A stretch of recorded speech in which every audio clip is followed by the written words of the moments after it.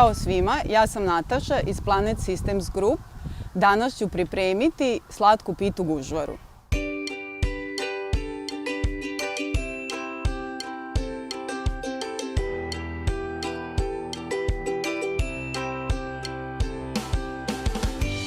Uzet ćemo šerpu u kojoj smo izrendali dunje.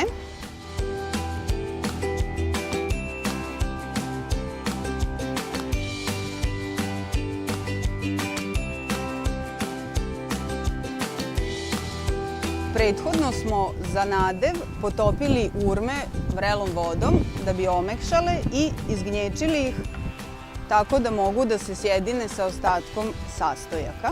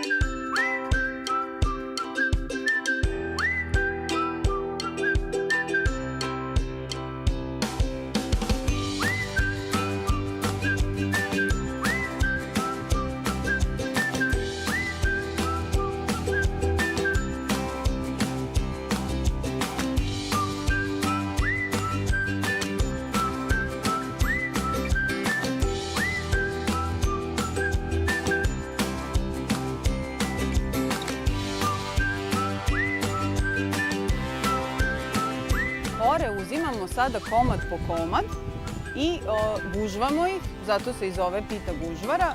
Stavljamo u ovu smesu koju smo pripremili i slažemo u tepsiju.